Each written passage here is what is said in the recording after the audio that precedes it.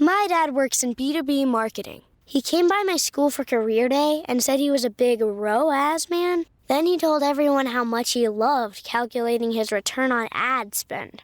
My friends still laugh at me to this day.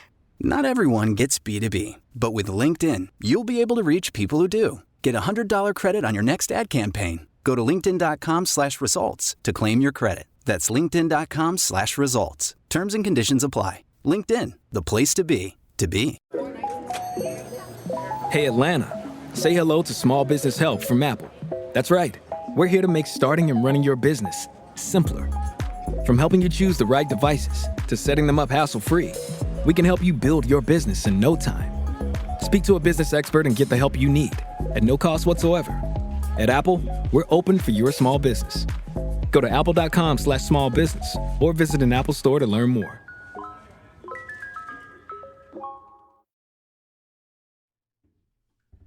All right, Michelle. Okay, Sarah.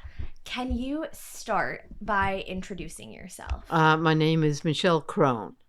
And who are you? What a deep question to ask right off. Well, I'm a lesbian, and I've been an organizer since the 60s. Mm-hmm. And I was born and raised in Albany. And I was first tear gassed and arrested in 1960. No, I won't start there. So anyways, I wanted to go into the Appalachian Mountains and organize. I'm going to skip a lot of that stuff because that's why I had to leave the country in the 60s. And so I'm not going to go there. Okay. Okay, but What, just if anything, can you say about why you had to leave the country? the 60s. My brother's killed in Nam. And that really, my brother went in because a friend of his had been killed and a group of young men all went in and my brother died. But before he died, he wrote letters, the government is lying. Because at that time, oh no, we're not going into Cambodia. Oh no, we're not going into Laos. Well, he was stationed up near there. The government is lying. If I had known. So, of course, that radicalized me even more than it already was. Yeah. So, a lot of us did organizing that if it were exposed today, your butt would be in jail for the rest of your life kind of thing.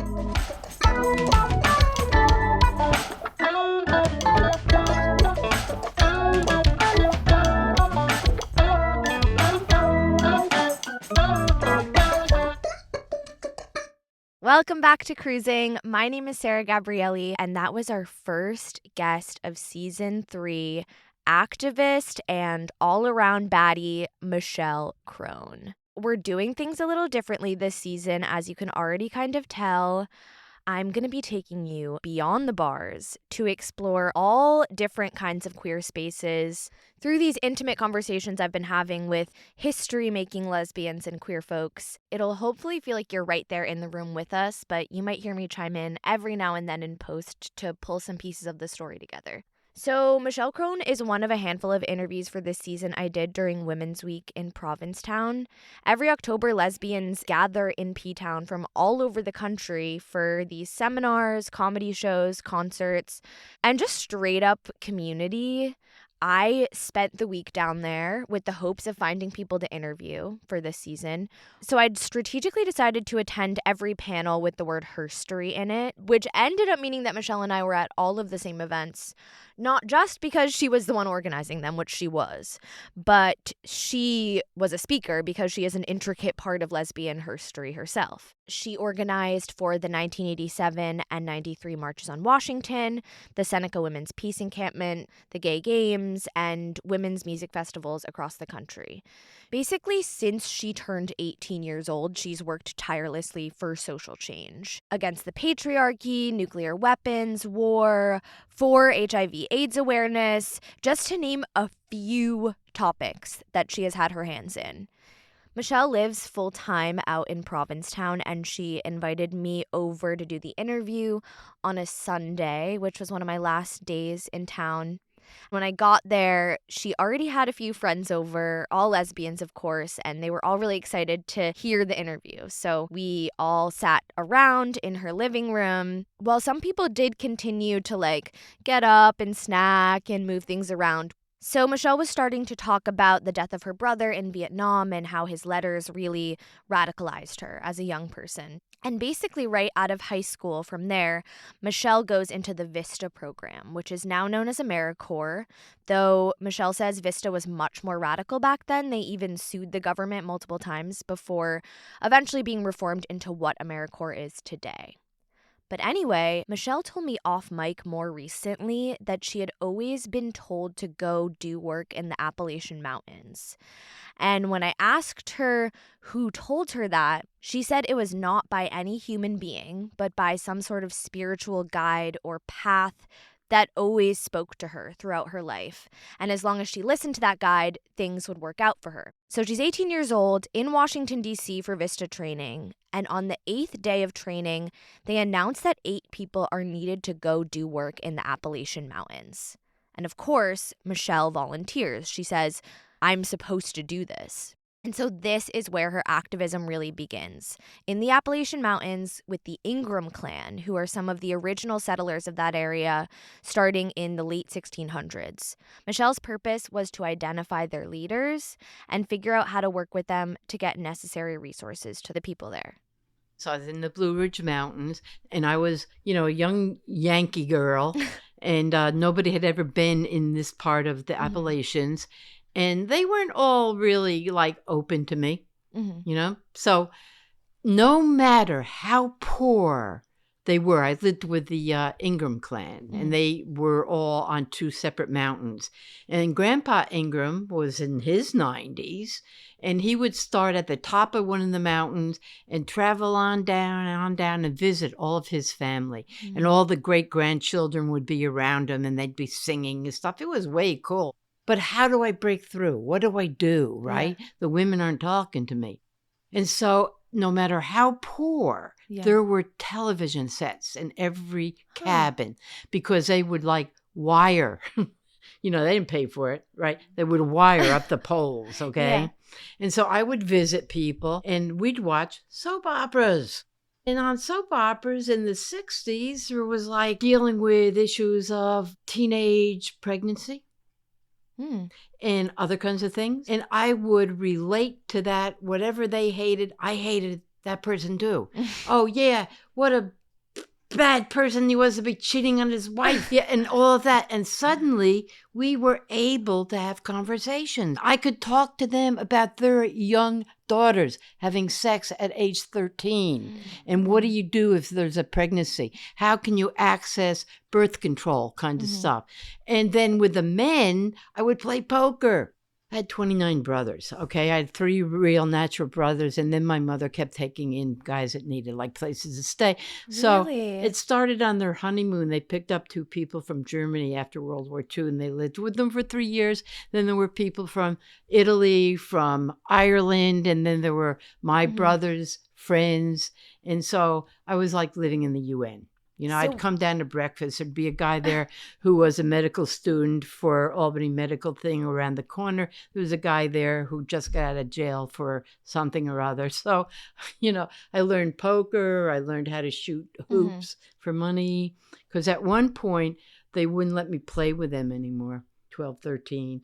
I used to be very athletic and I could play. But when I turned 12, 13, no, you're a girl. You can't play.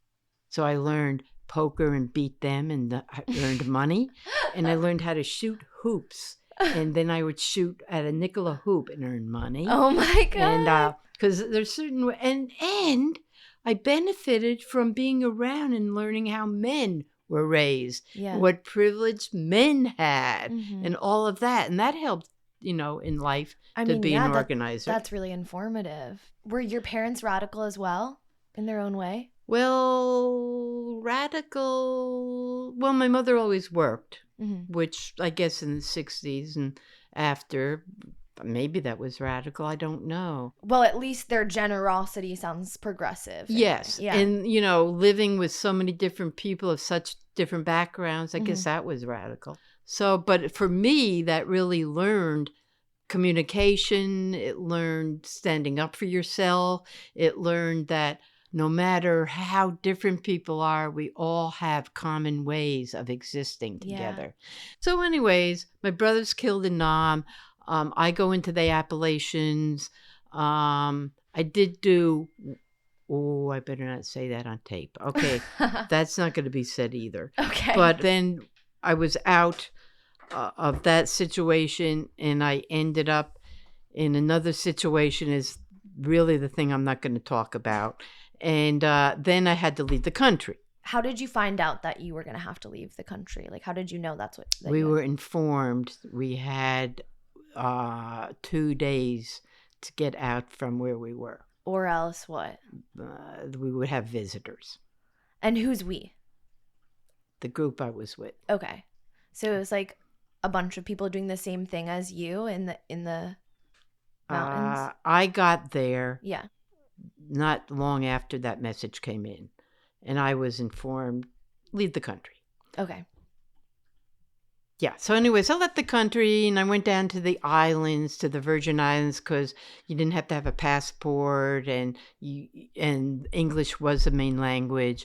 And when I went there, I went to a school that they have there, and I was told, chill. Just chill, Crone, chill. What do you mean? Who told you that? People told me that. So I tried to chill, and I couldn't. So I started to organize a crisis intervention service for the West Indies, part of the West Indies. And after that, I organized a halfway house for women coming out of the psychiatric ward.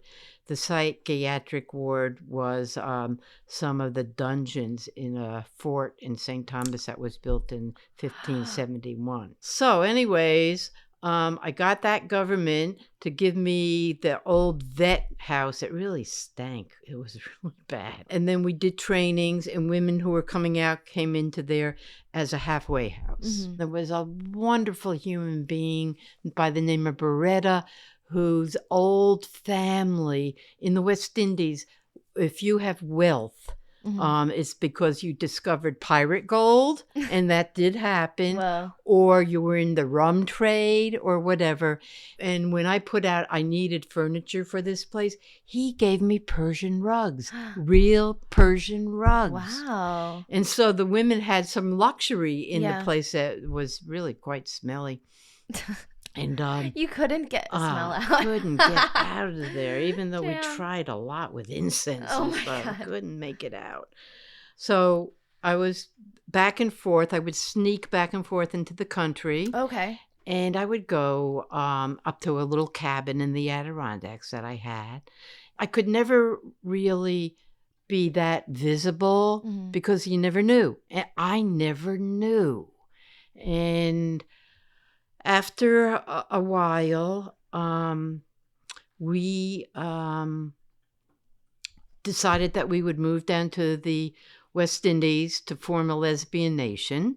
Okay. We had 13 of us because I think we were actually trying to have a coven number. We did. And so there was a woman in our community who said her father owned an island, and that we could go to that island and settle there. And that island was going to be next to St. Vincent. And we got all of the seeds together and stuff, and like 13 women from the Catskills and the Albany area. And we were going to ship all these seeds to this family, and we'd pick it up to go over to the island. And we got there in different ways. We all went down to Florida, and we would have ritual every night wherever we were and pass the talking stick. You know talking sticks? Yeah. Pass the talking stick and do process that way. And some women had wealth, so they flew down to St. Vincent, and some women hitched on boats going down to St. Vincent.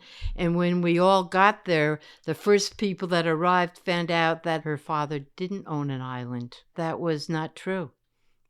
And the people that had all the seeds delivered to them knew nothing about us. That was a story She lied.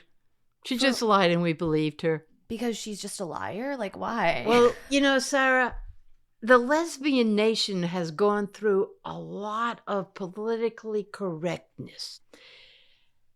When women said things, we believed women. Yeah. Because we trusted us. Mm-hmm. Like if somebody said to you, I really feel a vibe, Sarah. I'm looking in your eyes. I'm feeling a vibe. Okay. I think we need to sleep together. And at that time, you would never say no to women because we were all beautiful and we would never bring a negative kind of thing and hurt anybody. Let me see if my fellow lesbian sitting over here. Is that true?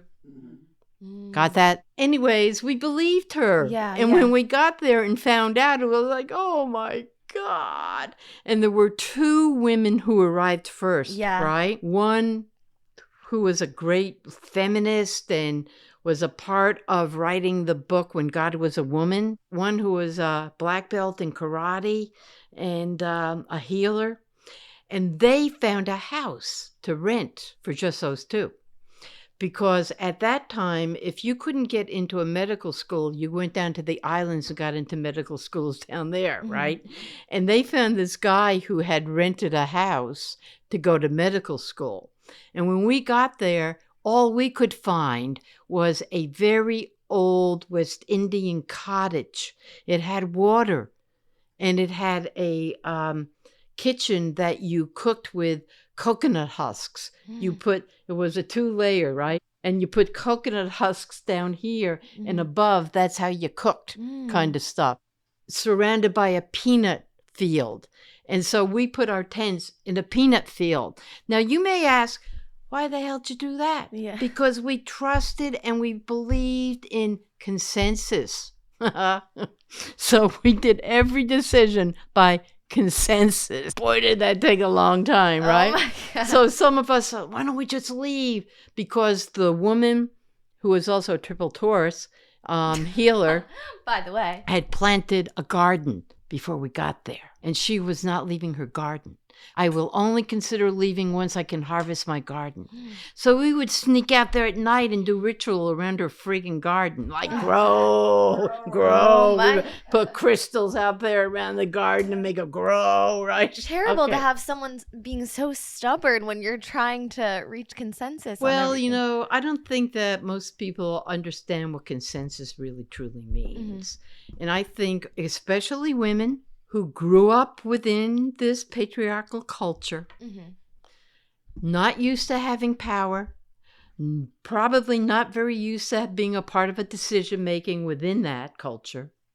When we started using consensus, wow, they had the ability to have power now, direction of some kind. No matter what the dialogue was, they weren't going to say yes to that.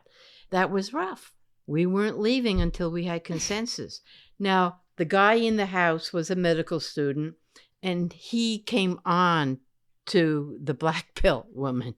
We're like hearing screaming and stuff, and we get out of our tents, and there they are in the peanut field, and she's like, wah, wah, wah, wah. He's like, and she's wah, wah, wah, kind of stuff. And the whole neighborhood is now standing on the ridge looking at this, right? God. And we were a little suspect to begin with, and now this was us just going, oh my God. That guy called the Prime Minister of St. Vincent, and that's when my partner at the time and I went to market. And when we came back, all the women were gone. And my partner was an art student at a Boston school of art of some kind. And she was doing a project there, and she brought a big roll of butcher paper and put it all in our little cottage. And the kids would come and they would draw themselves and draw their houses and draw the occupations of their family kind of stuff. It was a wonderful project. And the kids were there, okay? And when we came, we said, where are all the women? Gone. What do you mean gone? And they all started coming back and saying, we got to go. all of us have to go in to see the police captain tomorrow morning. So the women started shaving their legs and shaving their armpits, forming a new nation. We didn't bring a lot of dresses, you know what I mean? And they're trying to like clean up as best they can. And the next morning we go down to the police department. The police chief tells us it had been brought to his attention that we were practicing lesbianism. And everybody started laughing their heads off. And he went on to say he had very nice men living on the island and that we should be dating them. And more and more and more and more about social mores and how we weren't like playing the game kind of thing. So he finishes up and informs us that he really wants us to start dating these men. And we went back and we're, well, what are we going to do? Well, that had changed the mind of the woman who was no longer willing to like block consensus that we all had to leave kind of thing. What happens? 3 Mile Island happens in the States. And we're told 3 Mile Island happened. And we all say, we got to go back. We got to organize against the nuke stuff. We got to go back. Can you explain 3 Mile Island? 3 Mile Island happened in Pennsylvania. It came this close to having a major nuclear meltdown. Major. They did evacuations of people, everything. And we're all like, you know, hey, we got to save the. So my partner and I, and a woman named, well, I won't use her name either, because you never know where they are now, totally, right? Totally, yeah. I understand. Yeah. And so we get on a boat called the Tuna. Now, the Caribbean, after World War II, a lot of young men bought World War II boats and planes and stuff like that. And this young man had bought a boat and named it the Tuna and was doing like deliveries around there. We were hitching. So we hitched on the Tuna. In the little cabin that we had, we heard the rats on the other side of the wall, and I got a rat phobia, and it's like, oh, you do? Yeah, I do. How old are you at this point? In December, I'll be 75. Oh, sorry. In the story. Oh, I thought you meant now. Okay. Congratulations. I was born in 75. 1949, last month in 49, and 3 Mile happened in 79. So 30. Thanks. Okay, so we get on the Tuna, and then my partner left me in Puerto Rico. I know, right? Why? There's too much community. It was too overwhelming to her. Yeah, and you refused to chill. You refused to chill out. It never occurred to me to leave community. Yeah. I mean, where do you get your energy, your spirituality, your comfort, your safety, your excitement? You know, all of that comes through community. Yeah, I agree with you. Bye. Yeah. So we get back to the United States and we're going to do whatever we can for organizing. But then we hear that the women of the Lakota Nation called for a survival gathering. So 4 of us, remember when the Hondas first came out? They were like this big. 4 of us fit in one of those little Hondas and drove to the Dakotas to the survival gathering. And after that, then the entire Lakota Nation held a survival gathering. Some people from 3 Mile Island, some of the scientists came, and it was devastating what would have happened if 3 Mile had blown up. Anyway, so after the women's survival, we went to the larger survival. And it was pretty damn obvious that we were lesbians. And the men there were starting to like say things to us in inappropriate, almost verging on threatening ways. The grandmothers of the Lakota called them into circle and said, you are not to do this. You will not do that. And it stopped. It totally stopped.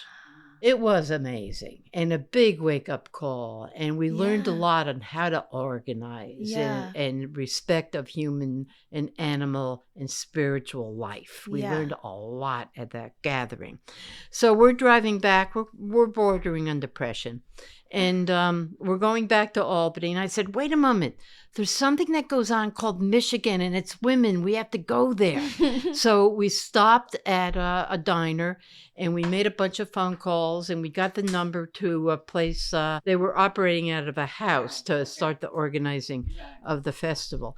And we called and said, we want to come there. And Punk Mary, a musician, came back in tears because she said they told her we couldn't go there because they had enough workers.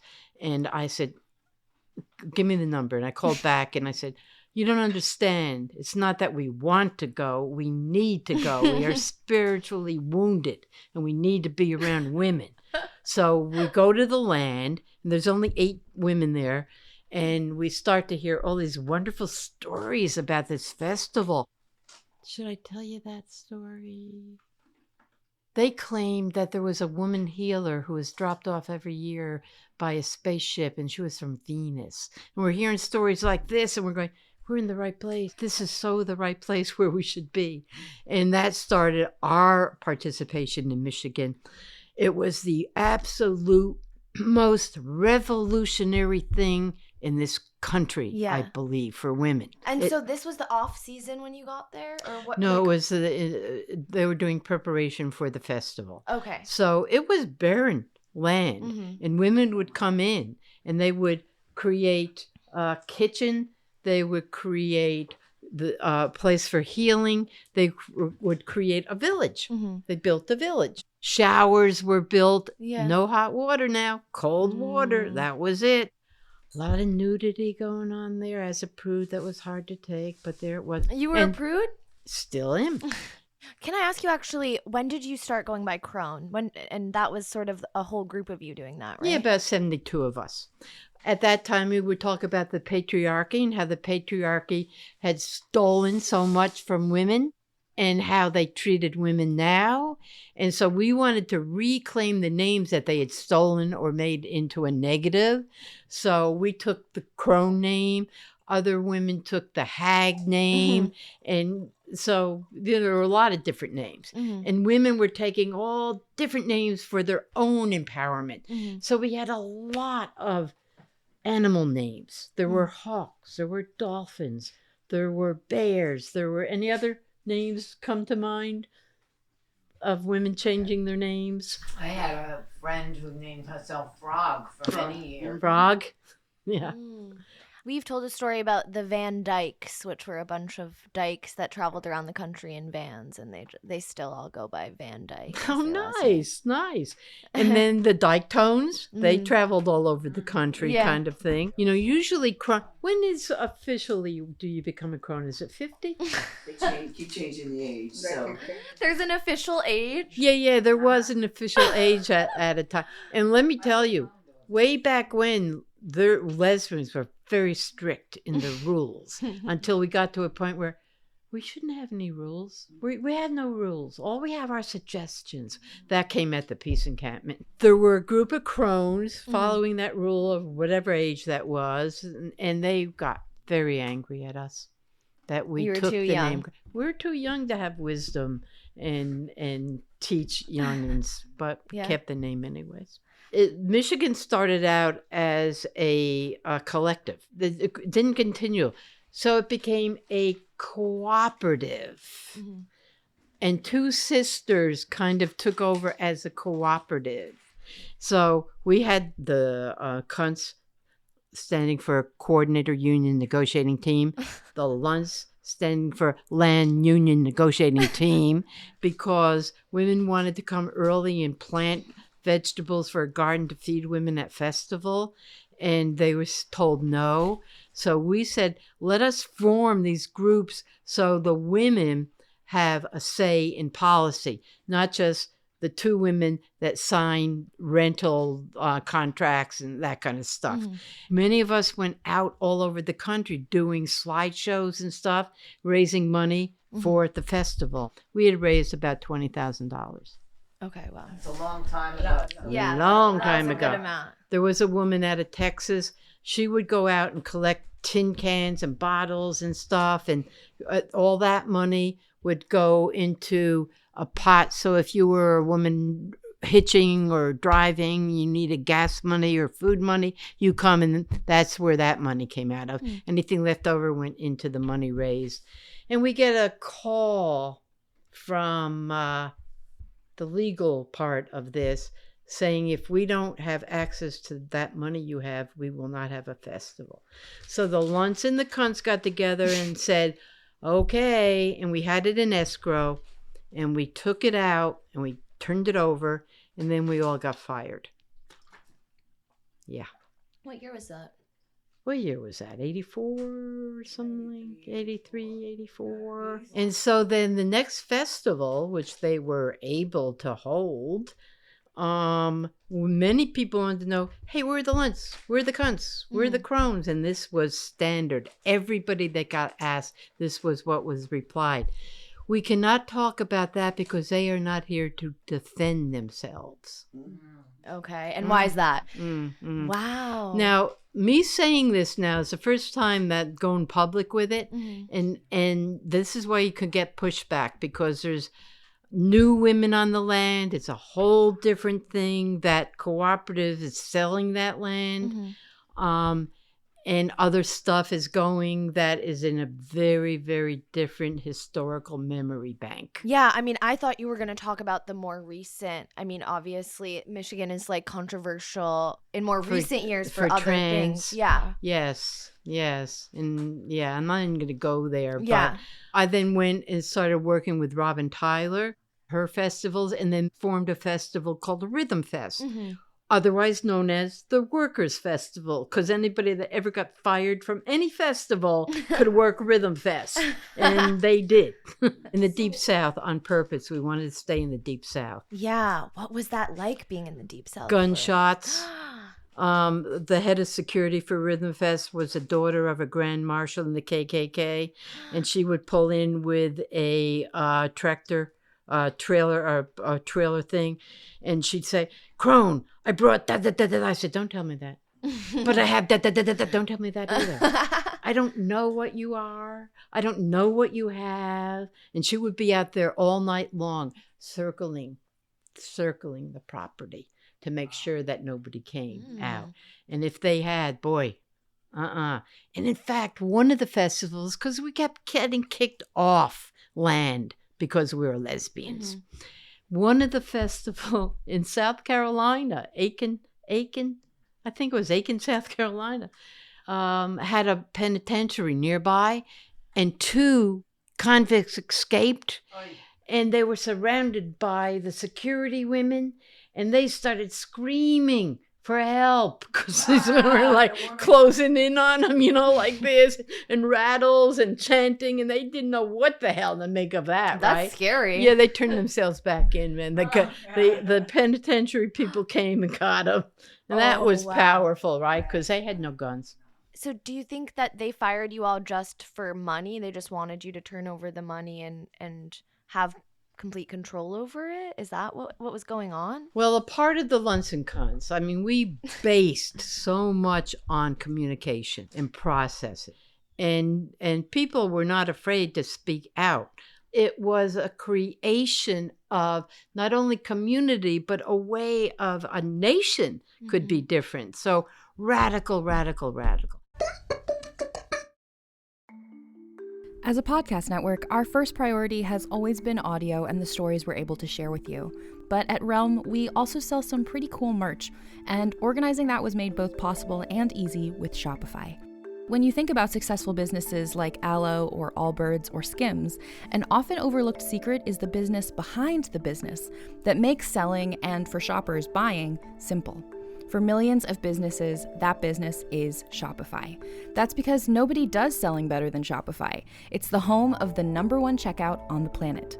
And the not-so-secret secret that's definitely worth talking about is that Shop Pay boosts conversions up to 50%. That's more happy customers and way more sales going. If you're hoping to grow your business, your commerce platform better be ready to sell wherever your customers are scrolling or strolling, on the web, in your store, in their feed, and everywhere in between. Businesses that sell more, sell on Shopify. Upgrade your business and get the same checkout we use with Shopify. Sign up for your $1 per month trial period at shopify.com/realm, all lowercase. Go to shopify.com/realm to upgrade your selling today. Shopify.com/realm.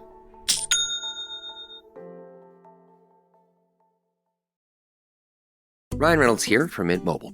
I don't know if you knew this, but anyone can get the same premium wireless for $15 a month plan that I've been enjoying. It's not just for celebrities. So do like I did and have one of your assistants switch you to Mint Mobile today.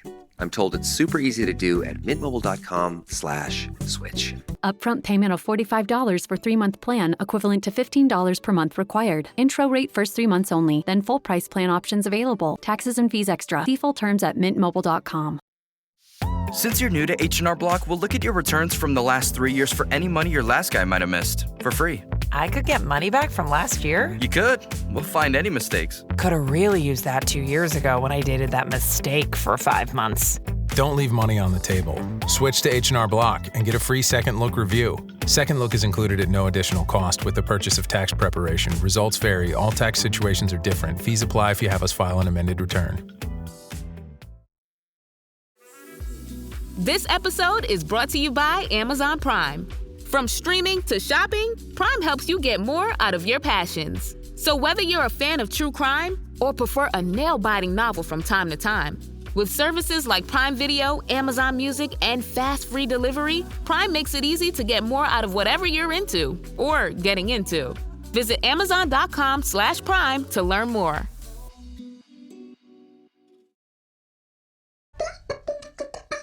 In 1983, Michelle organized what is probably her most well-known political action to date, the Seneca Women's Peace Encampment.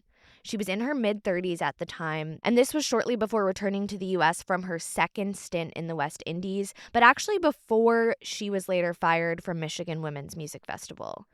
Seneca was an all-women's peace camp formed just outside and in protest of the Seneca Army Depot in upstate New York, where nuclear weapons were being made and shipped out to a U.S. Army base in England. At that time, there were a lot of anti-nuclear things going on because we, America, wanted to have England be a front line for nuclear war. We didn't want to be a front line for nuclear war. Right. So all kinds of Pershing and cruise missiles were being shipped over to the military bases in England. And England has these things called the Commons outside all over, and that belongs to the people. So they didn't have to get permission. They didn't have to buy it. They just camped there. And a group of people in England formed they called it Greenham Commons. And it was men and women. And lo and behold, big surprise, big clashes started to happen between the men and women and doing their actions. So the women kicked the men out. We're gonna do an episode on Greenham. I have an interview with one of the women. Excellent. Yeah, that's excellent. Yeah. I'll tell you a story about Greenham too that will shock you. But anyways, here in the United States, there were a lot of urban demonstrations, and it would only last for a day. I mean, they'd get hundreds of thousands of people, but then everybody would leave kind of stuff. And we wanted to be more of a presence. So we went around and we looked at different military bases. Then we looked at land that maybe we could buy, and we found in Romulus an army depot. We found out who owned the land now. It was a deserted house, and we went to that woman's and we told her we wanted to do nuclear education. And, we kind of didn't get really specific about it. Now here's the land. And on this side, the Amish family, and on this side, a trailer park. And she sold us the land. I think it was for $56,000. We didn't have a dime. Great, we'll be right back with you. And a coalition was put together so quickly. WILF. Women's International League for Peace and Freedom. Quakers. A lot of the anti-nuke stuff. We raised the money. I forget exactly how this happened, but we all agreed that we would only keep it for a year. And then we would give it to the Seneca people. Well, it went on longer than a year. And by the time that we were looking in to pass it, they wouldn't take it because we had buried women there. Women had died. and they wanted their ashes buried on the land, and they wouldn't take it because what we insisted on that we would have access to those sites. How did people die? Well, they died not on the land. Nobody ever Okay. died on the land, but Okay. they wanted their They died, and that's where they remains. wanted to. Okay. So then doesn't it stays like women's land for years afterwards, Yeah, it right? did. It did. We lost it though because of the taxes. Damn. Yeah, and we were still doing consensus, but because I led most of the meetings and I'd been doing it for years, I said, let's have a new way of consensus. Let's have consensus -3. So if there were some really hardcore control freaks, we could like kind of weave them. And you weave them you out. counted. You're like, okay, there's 3 really hardcore control freaks, so That right? it'll be foolproof. So this guy shows up from town. He goes, we want to give you all an American flag. And I said, well, you know, sir, I can't accept it until I get consensus through these 200 women who are camping out in the back, okay? I'll get back to you. So we do it. No, flag's a part of the patriarchy. And I'm there. No, the flag was a part of the revolution. These were people fighting for us to leave the English influence. Well, it didn't. Mm-hmm. It was like not even close, right? So I had to go back to this guy and say, thank you so much, but we can't accept that. He then went into the entire town, and everybody put out American flags, everybody. Meanwhile, we're getting a lot of media. Media wants to come for the opening. We decided to have the opening on July 5th so as not to, enhance the patriarchal July 4th that killed people. Wasn't it 83? I think it was 83. I'm sorry. It could be 83 or 84. The encampment was 83. Thank you. And so we start getting these phone calls, okay? BBC, PBS, NBC, CBS, all of them, ABC. And we tell them, we're opening here, we're opening with this, and you can come in the front of the house. The lobby is all our educational anti-nuke stuff. You cannot pass a certain point where we will be doing ritual. And we had connected up with the Turtle Clan of the Seneca Nation, and grandmothers were leading us in ritual. And they got so angry. We don't have any women that we can send. And I said, well, you can come into the lobby, but you can't go into the ritual kind of stuff. So lo and behold, they found women. And those women, it was the first time that they broke the glass ceiling, being assigned to stories kind of stuff. So I love that story. Yeah, me too, right? Mm-hmm. And so the opening starts. A lot of women walk from Seneca, town of Seneca. Mm-hmm. And when we first bought that land, we went to find where was the 1848 conference held. She's referring to the Seneca Falls Convention here, the first women's rights convention, which was held in that same area in 1848. Elizabeth Cady Stanton sort of got her start there and would later point to the convention as the beginning of the women's rights movement. So Michelle wanted to hold the encampment's opening at the same location as the 1848 convention. Where Cady Stanton's husband had to rent it because they wouldn't rent it to a woman. So they held it there, and lo and behold, it was a laundromat. It's like, isn't that appropriate?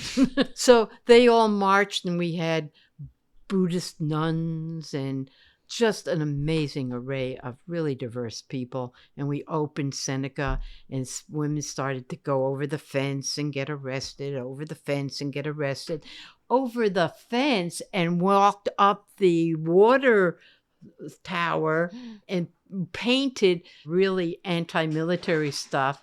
And lo and behold, the Army Depot gets increased funding for razor sharp fencing.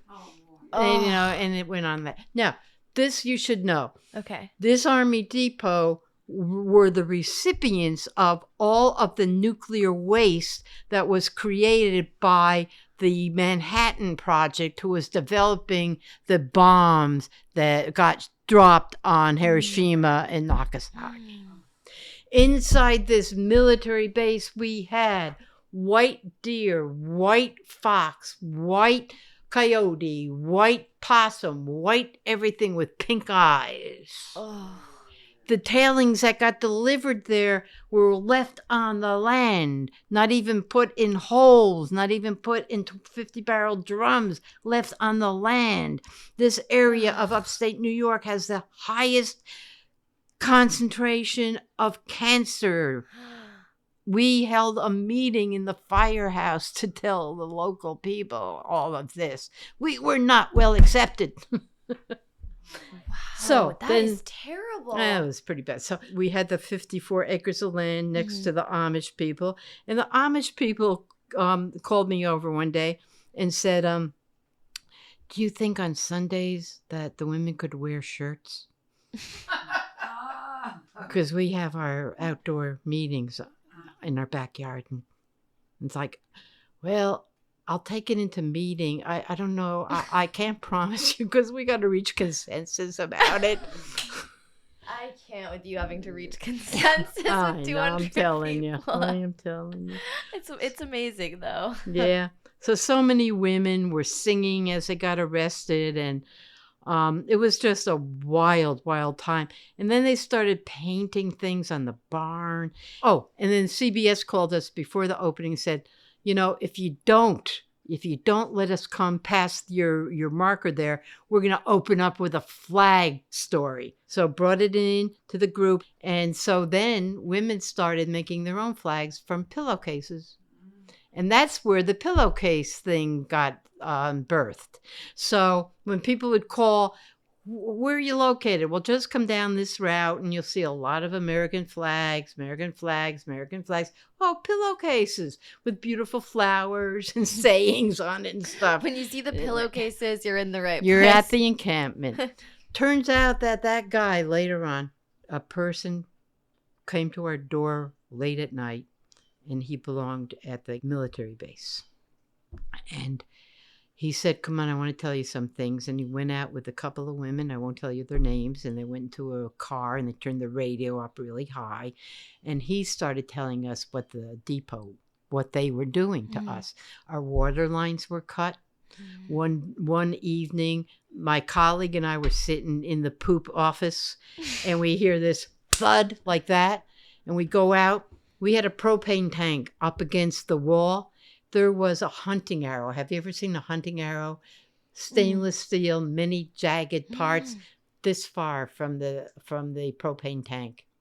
We would have gone up like that. Oh my God. I mean, they were serious. Yeah. They were seriously not wanting us there. Yeah. Okay, so you might have noticed Michelle just used the term poop office. She's referencing an anecdote her old friend and fellow organizer, Jody, had told earlier that week. There was a Women's Week event honoring Michelle's legacy, and some people, like Jody, recorded little messages to be played there. And Jody's message gave a bit of background on the poop office. And Jody goes, well, Crone had the money. She kept the money in her pocket. Crone was cheap. I wanted to buy a desk for our office, and she made me go out in the barn and get a piece of wood, and it was where all the chickens pooped. And so we had a poop desk in our office, and we would scrape poop off while we were making phone calls. And then one day, I wanted to put a rock driveway thing in, and Crone wouldn't let me get the small rocks. She made me get the big rocks because they were cheaper.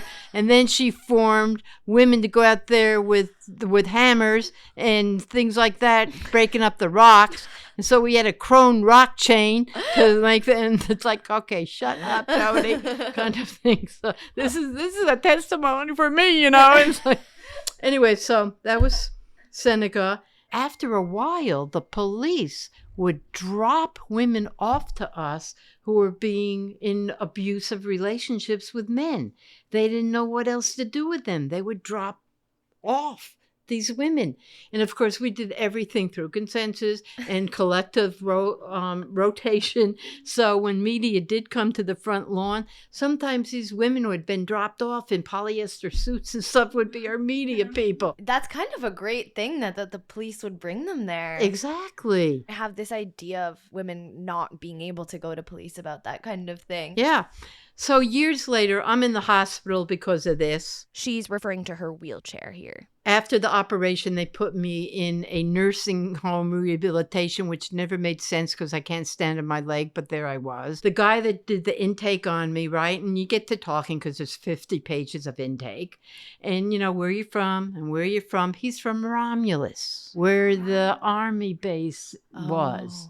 It's closed now. Now it's a tourist attraction to see the white animals.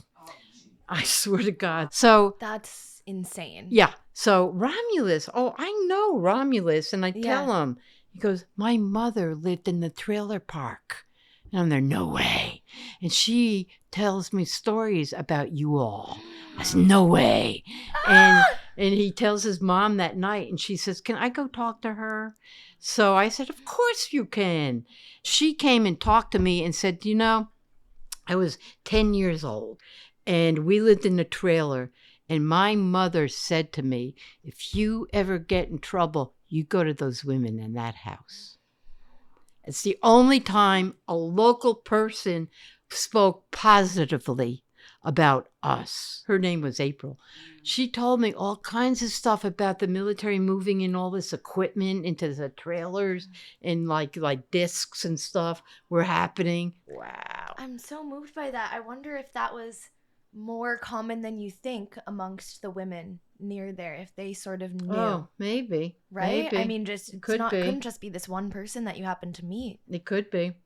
So we get a letter from Greenham Common. Warning, do not let any pregnant women come to the peace encampment. We are being zapped.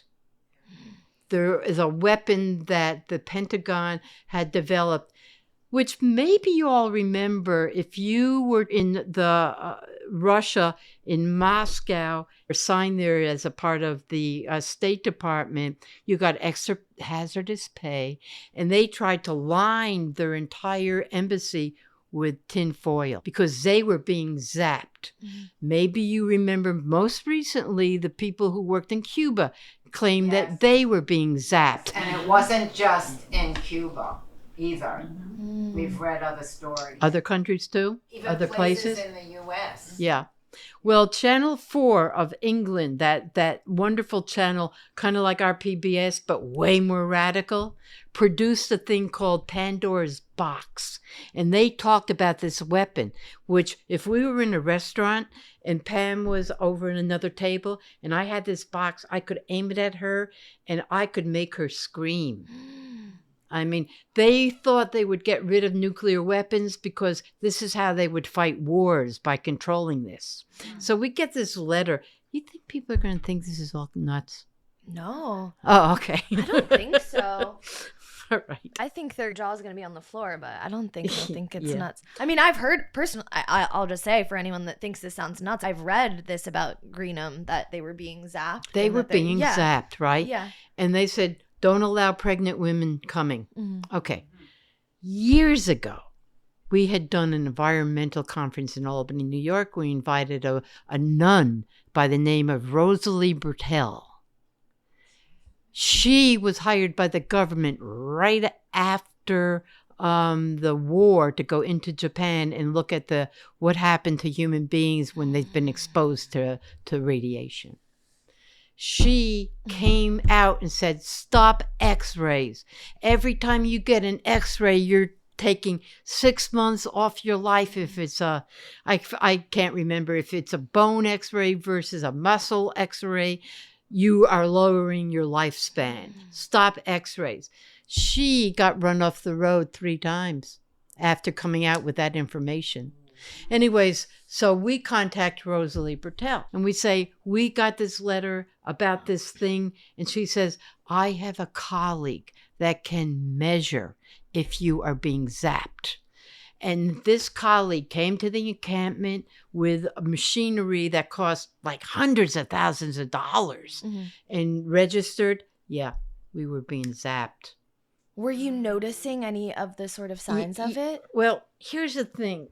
A lot of scientists are funded by the government, and a lot of them have to do military work. That's how they maintain the funding. And we get a call from a guy who was a scientist whose friend just died under mysterious circumstances. And he wanted to talk to us, but we couldn't go to his house. He couldn't come to us. We had to go to a certain phone booth. He would call, then we had to go to the next place, and then he would call. And it was like 4 or 5 different locations before we came to him. And he said that he had been working on this kind of thing, and he told us what was happening. He had been kicked off the funding from the government because he spoke out philosophically. This is not a thing that you should be doing. He'd been kicked off. He was afraid for his life.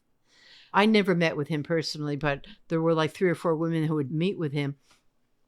They noticed a van outside of their home now. They lived in Utica. I think they lived in Utica. And a van was outside their house a lot. And they started getting very tired and didn't have a lot of energy, kind of thing. And they moved away. They were sure that they were being targeted.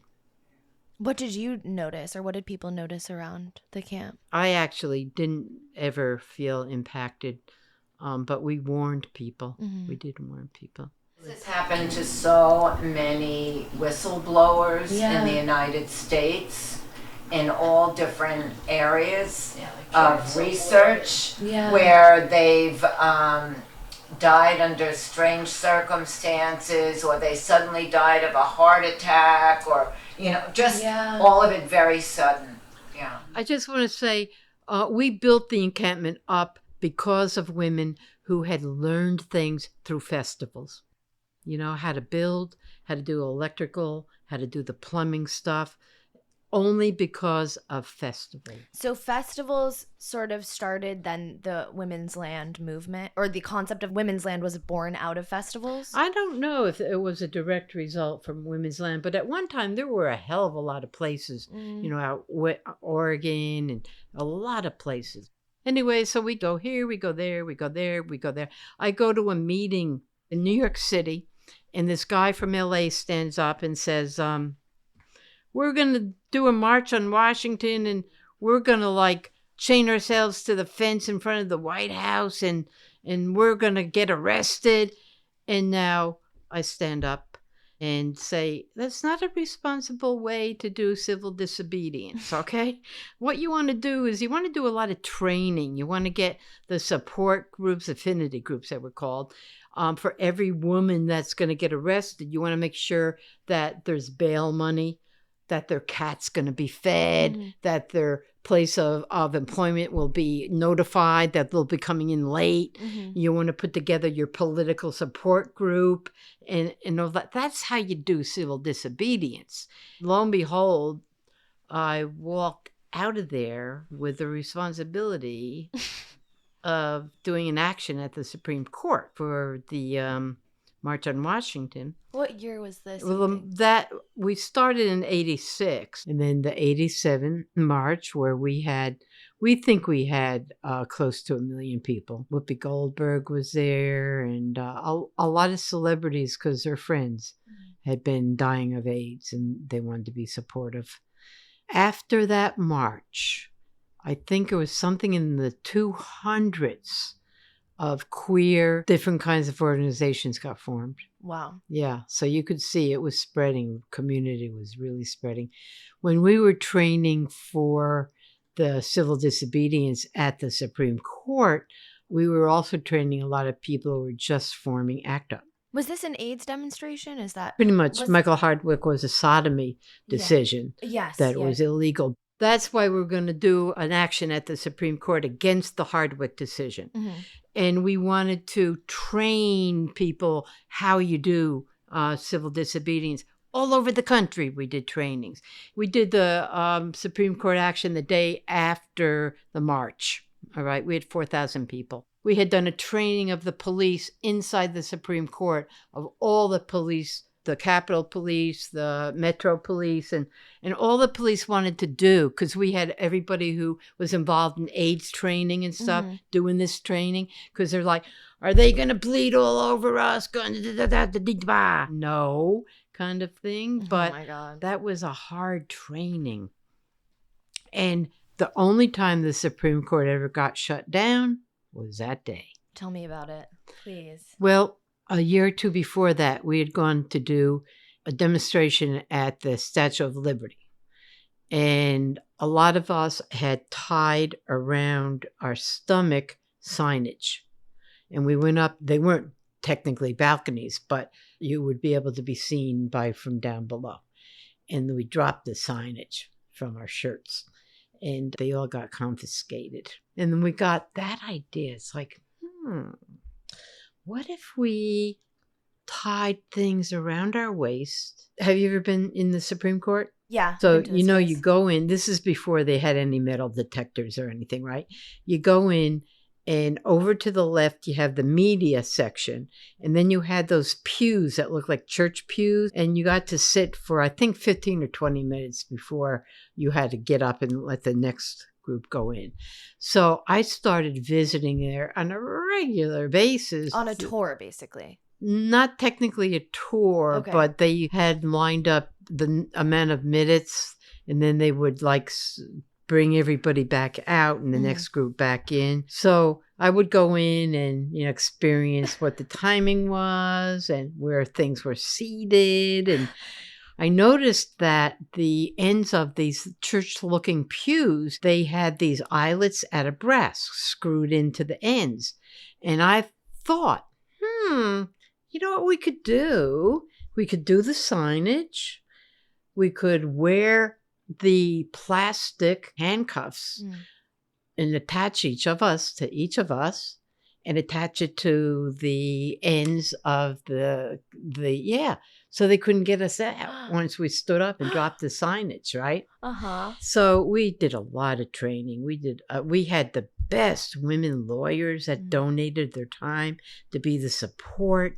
Affinity groups are what were formed, to take care of personal needs of people that planned on being arrested. A lot of people chose to go to jail, or a lot of people paid the $50 fine.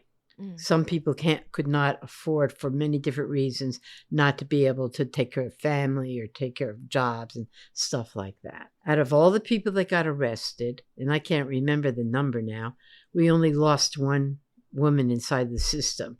And she was wearing a big old white wedding gown kind of thing. But we had negotiated with the police beforehand for people who were going to get arrested to have their medications refrigerated at that time.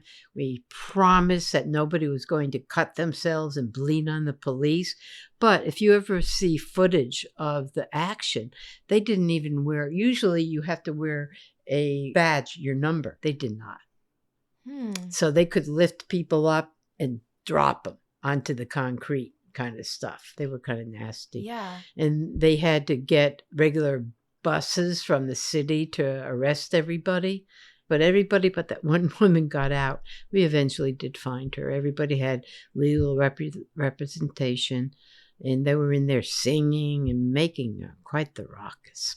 But a lot of people living with HIV and AIDS were a part of the demonstration.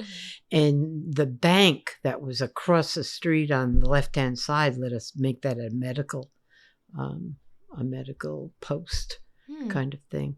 So that's cool. I didn't expect that. That was good. Yeah. And then Leah Delaria comes to say, you know what they're afraid of? I'll show you what they're afraid of, and took a woman and just started making out with her big time. It's like, okay, thank you, Leah.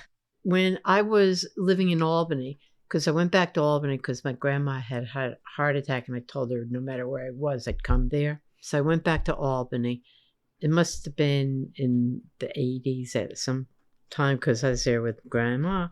And we had heard that a woman had been raped in the neighborhood, and we went to see if we could offer any support. And we encountered the cop at the door, and we said, what happened? Is she okay? And he goes, oh, yeah, she's okay. She was just raped. So we went home and said, what the hell was that? And we formed right there and then AWAR, Albany Women Against Rape. And we did some street action where we developed can you get arrested for some stuff you did so long ago? There was no murder, so I don't think so. We developed this poster with the official seal, looked like the official seal of Albany. Okay. And we put all men need to be off the streets by 9 p.m. unless accompanied by a woman or having a sign from a woman, having a note. The newspaper picked it up. The television picked it up. The radio picked it up. And it's like, who did this? This is not true. You men don't have to be off the street. Why do you think this was done? So we got a lot of media. It was great. That's really, really genius. Really great. Yeah. Yeah. And years later, we used the best paste that you could get. You could still see remnants of it on the poles and stuff. Another action was we put crazy glue in the locks of the churches around town because it was the churches that, created homophobia and stuff like that. What ended up happening? Do you know? Did people get locked They in? didn't find us. They couldn't get in. Oh my God. Couldn't get in. That's good stuff. Yeah, that was good. I'm so curious the things that you can't say. I'm like, yeah. Gosh, Michelle. And then when we started the, Take Back the Night marches, we had the best signage, and we tied hedge clippers onto the signs of castrate rapists and things, and marched all over the town. Oh. Yeah, that was a good one too. Yeah, that is. If you kept it creative, it took some of the fear or the don't do that away, Mm-hmm. How did you keep it?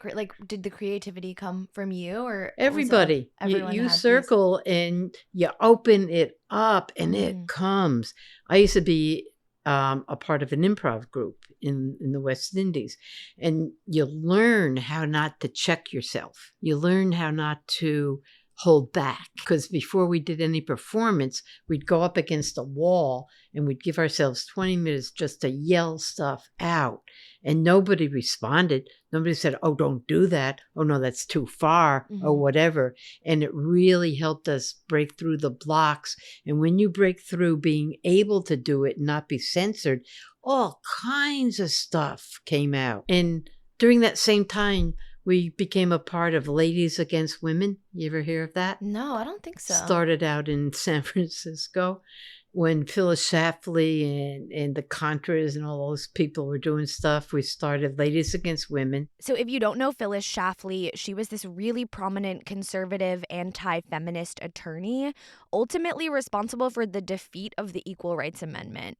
So Ladies Against Women, hilarious name by the way, was Michelle's political street theater group. They would do these demonstrations poking fun at Schlafly, as well as the circumstances around the Iran-Contra affair at this time, in which the Reagan administration was secretly selling weapons to Iran to help fund the Contras, a rebel group in Nicaragua.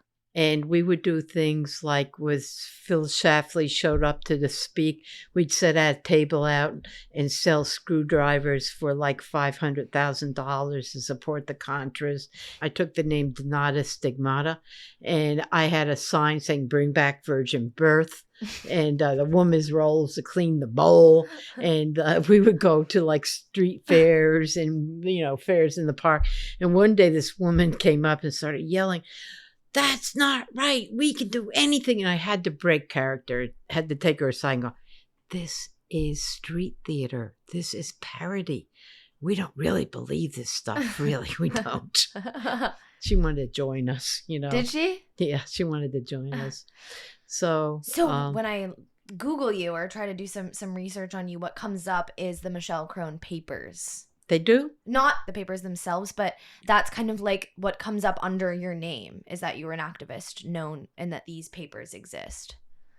And I'm curious sort of how they became public. Like, how did you end up sort of through curating my them? intern. Mm-hmm. She set up at the university. They wanted to start a Albanian activist archive thing. So I go through all the stuff and all the papers about the Supreme Court action, all the papers about Seneca, everything.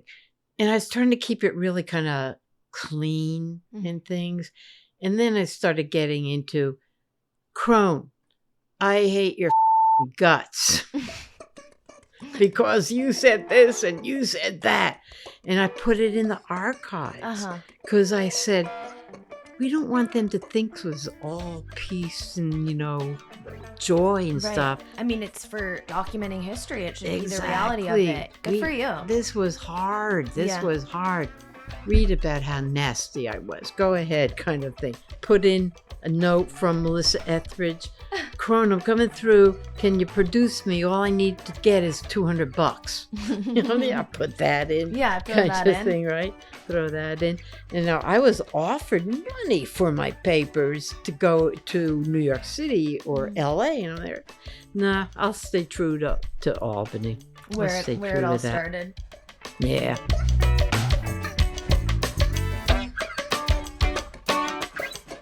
Thanks so much for listening to Cruising. If you like this episode, please consider leaving us a 5-star review, as it really helps others discover our podcast.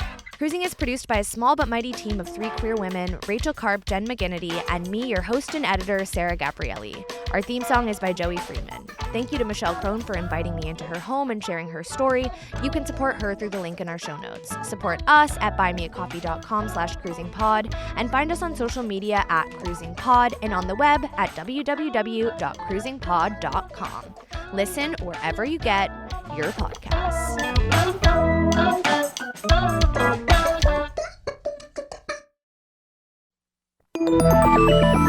Listening to a podcast should be time well spent, and I promise it will be if you'll give this podcast a try. It's called Something You Should Know. I'm the host, Mike Carruthers, and in every episode, I talk with leading experts on topics I know you will find fascinating. From why people can't keep secrets, what your favorite music says about you, why your pet acts in strange ways, and so much more. Something You Should Know is designed to give you information you can use in your life and give you great intel that you can share with others. I'm told it's a binge-worthy podcast, and with over 1,000 episodes, there's a lot to binge on. Something You Should Know has been ranked in the top of the Apple Podcast charts consistently for a long time. I know you're going to like this. I just need to get you to try it. Something You Should Know. It's available wherever you listen to podcasts. Ladies and gentlemen. What are you doing? What do you mean? Just keep it simple. I'm making the promo. Just keep it simple. Just say, hey, we're the Brav Bros. 2 guys that talk about Bravo. Ladies and gentlemen, boys and girls, we're the Brav Bros. No. Oh. Dude, stop with the voice. Just keep it simple. I've seen promos on TV, dude. This is how you get the fans engaged. This is how you get listeners. We're trying to get listeners here. If we just say, oh, we're 2 dudes that talk about Bravo, people are going to get tired of it already. We need some oomph. All right, then fine. Let's try to do it with your voice. Brav Bros. Good job.